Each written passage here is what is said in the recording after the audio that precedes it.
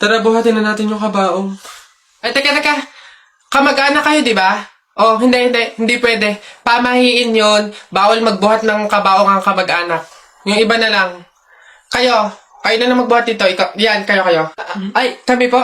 Ay, hindi po. Kamag-anak po ko. Pamangkin po ko niyan. Ay, ako rin po hindi kasi ninang ko po yan eh. Kamag-anak din po ako kasi kapatid po yan ni Papa. Ganun ba? Kayo. Kamag-anak ba kayo? Kayo na lang magbuhat nito, sige. Ay, kamag-anak ko din po. Tita ko po kasi yan eh. Ako naman, kapatid. Lalo na po ako po yung anak eh. Siya. Paano yan? Wala tayong magagawa. Kailangan sundin yung pamahiin talaga. Siguro, iwan nyo na lang yan dyan. May magbubuhat naman siguro kusa yan. Iwanan nyo na yan dyan. Ayaw nga po, dapat talaga sundin yung pamahiin. Baka kasi may mangyari pang masama. Sige po, iwan na lang po natin yan. Tara na. Bye, Nay. Bye, Tita. Anak. Ay, Nay. Bakit? May hawak bang pera sa kabaong yung lolo mo? Wala po, Nay. Bakit po? Ay, lagyan mo. Pamahiin kasi yun na dapat may hawak na pera sa kabaong yung namatay. Pinaka-pamasahin niya na kasi yun sa langit. Sige po, Nay. Ay. Ito po, lo. Pamasahin niyo sa langit. Ingat. Nasa langit na ako. Ay, opo, tay. Kasi sinunod po ng pamilya niyo yung pamahiin na dapat may hawak kayong pera sa kabaong para may pamasahe kayo dito sa langit. Ay, ganun ba? Naku, Teka. 1,000 yung binigay sa akin. Nasa inyong sukle. Ibigay niyo sa akin, ano to? Dayaan to, ha? Akin na. Ano na? Miss Rufa, totoo po bang wala kayong kinalaman sa nangyaring isyong ito? Yes, Your Honor. I'm so honored, like an honor student. Yes. Okay. Ngayon, sige, sabihin mo kung ano yung kwento mo, ano yung side mo sa nangyaring isyong ito. Okay. Judge, ganito kasi yun. I am as well a victim. So please let me go. Ngayon, meron ba kayong gusto sabihin sa mga sumusuporta sa inyo, sa mga followers ninyo, sa mga fan ninyo? Yes. Hello everyone. Magna cum laude po ako. Hindi po magna nakaw. Yes. So please, I need your help. Hooray! Yun lang po. Okay, alright. Salamat po sa inyong time, Miss Rufa. You may go. Ay, pwede na po kayong umalis.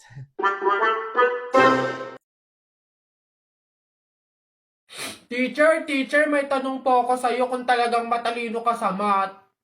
Ay nako, Tutoy, bata ka pa mapapahiya ka na. Kaya nga math teacher mahusay sa math. Ano ba yung tanong mo? Halimbawa, teacher, meron akong 30 pesos. Tapos, bumili ako ng hamburger. 18 pesos isa. O, ilan yung sukli ko? Diyos ko, Tutoy, napakadali. 30 pesos minus 18. O, edi 12. 12 pesos ang sukli mo. Mali, teacher. Ha? Bakit? Paano mali?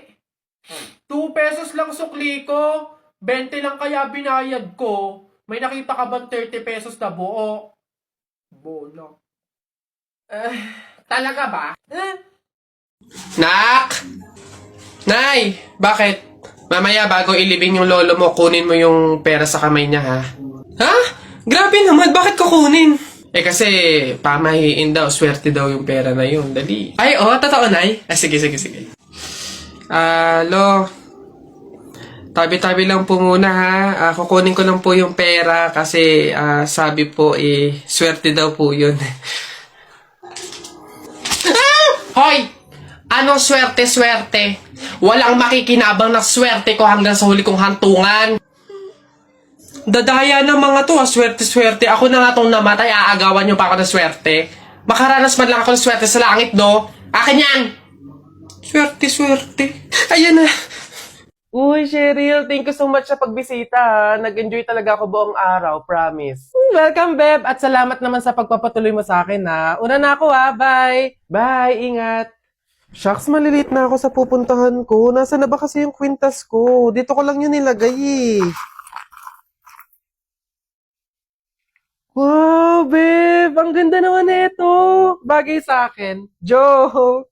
Over naman sa judge. Ba't naman niya kukunin yun, di ba? Tsaka friend ko yun, eh. Oh, bala na nga. Di ba? Feeling ko nga magjowa na sila, eh. Tingin mo. Siguro. Babe, pabantay nga muna nitong bag ko. CR lang ako. Hmm, Go, babe. I'm here na. Babe, punta na ako dun sa may counter. Magbabayad na ako. Ikaw ba? Una ka na, babe. Sunod ako. Teka, nasan yung cash ko? May cash akong dala.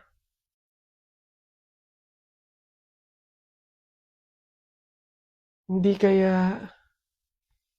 Pero imposible. Imposible talaga. Kaibigan ko siya, eh.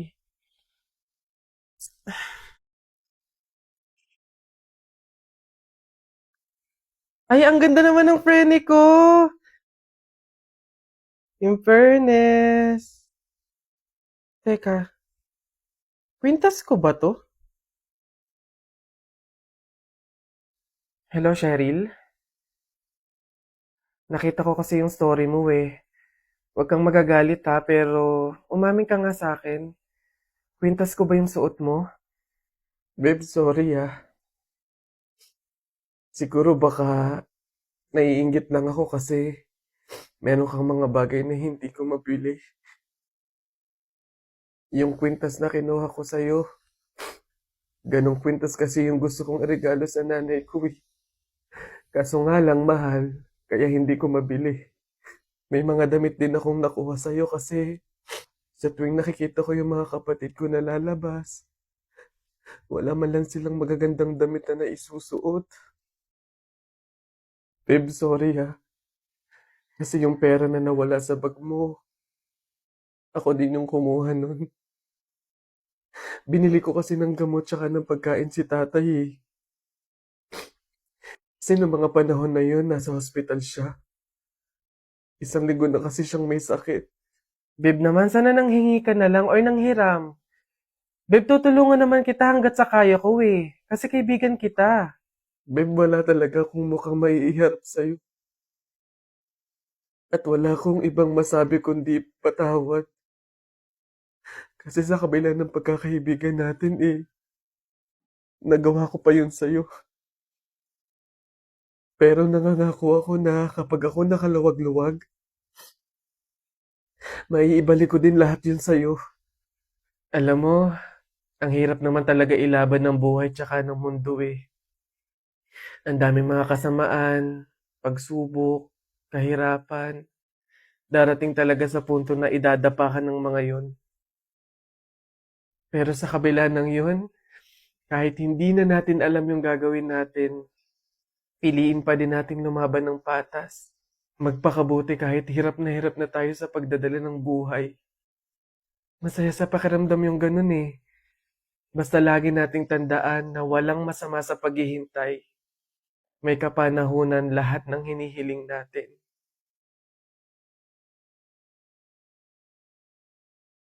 Nay! Ano na naman yon? Natakot ako kagabi. Ha? Bakit? Diyos ko, nalagasan daw ako ng ngipin, Nay. Buti panaginip lang yun. Ha? Naku, masamang pamahiin yan, na. Pag doon na naginip na nalagasan doon ng ngipin, naku, madami daw pamilya ang mamamatay. Ito, to. Oh. Ano to? Ayan. Sabi-sabi kasi na matatanda, kumagat ka daw sa kahoy para daw hindi matuloy yung masamang pamahiin. Dali na. Ang laki naman ito, Nay! Bakit ganitong kahoy pa? Ang laki-laki, oh! Huwag ka nang maarte dyan. Sinasabi ko sa'yo pag may nangyari masama sa pamilya natin. Ako, ikaw sisisihin yan. Ang laki naman kasi nito.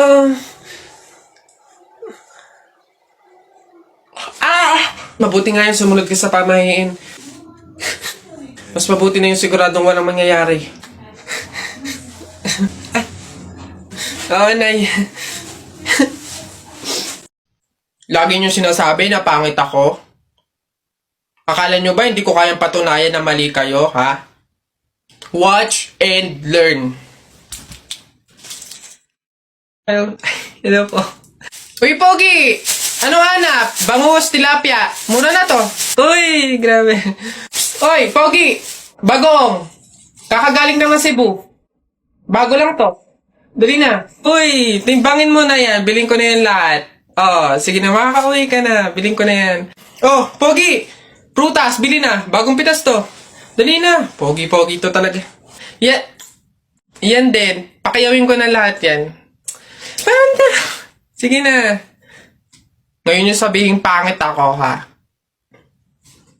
Buti naman anak, makakalipat na tayo ng bahay. Ay, so nga nay, buti na lang makakalipat na tayo sa mas maayos na bahay. Pero may tanong ako, bakit ang daming kasabi na pamahiin daw kapag daw lilipat ng bahay at paalis na, wag na daw lilingon dun sa bahay na yun kasi may mangyayari daw masama? Bakit kaya? Nak, bakit mo ba natanong? Nay, gusto ko sanang lumingon para masulyapan yung bahay natin. Syempre, tagal na din naman natin tumira dyan, kaya napamahal na rin tayo. Bago man lang tayo umalis sana, nay, masulyapan ulit kahit saglit. Ay, hindi anak. Sige lang, lumingon ka lang. Hindi naman tayo naniniwala sa mga pamahiin na yan, di ba? Walang mangyayaring masama, panigurado, promise. Sige, nay. Ay! Hoy, kayong dalawa. Ay, ano? Ganon-ganon na lang yun? Aalis na kayo agad, ha? Hindi nyo pa nga tapos bayaran yung upa sa bahay, eh. Pati yung ilaw at tubig, hindi nyo pa tapos bayaran, tapos aalis lang kayo, ha? 10 yung pinapakain kong anak, tapos yung asawa ko batugan pa, tapos aalis kayo, hindi kayo magbabayad. Ang kakapal na mukha nyong lahat. Hindi ako papayag. Balik! Uwi!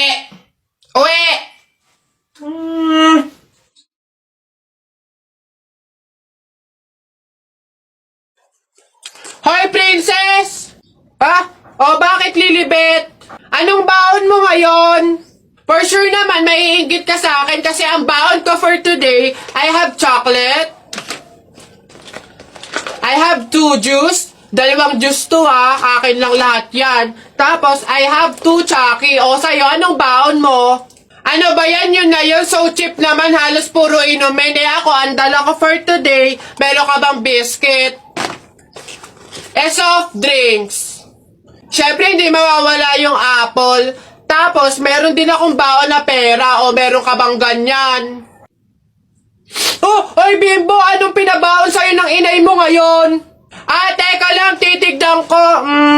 Saging, tsaka suman. Bakit? Yung sa'yo? Saging, tsaka suman? Sarap nyo na. Ako, pinabaon sa akin ni inay ngayon, Ano ba?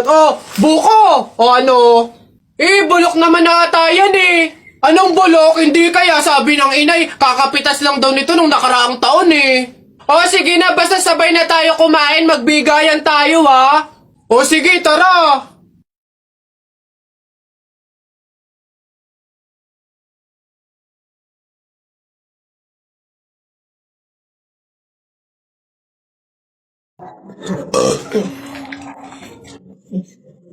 Ilan ba nakuha ko? 1, 2, 3, 4. Madami pala ka lang. Konti na ako. Masarap yung kape, pero kailangan ko ng ibang drink, syempre. Kaya, buti nakakuha ko din. Ay, shucks! Hindi grapes yung nakuha ko. Ba yun? Okay na nga yun. Ang sarap ng kape, pero feel ko kulang to.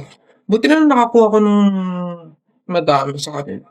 Hindi naman nila iinumin lahat, hindi naman ubos yung lahat. Madami. Paano yung kutkutin mamaya? Buti talaga madami akong nakuha kasi feel ko mababuta mamaya. Kaya kailangan ko ng kutkut yung mga madami-dami din tong money.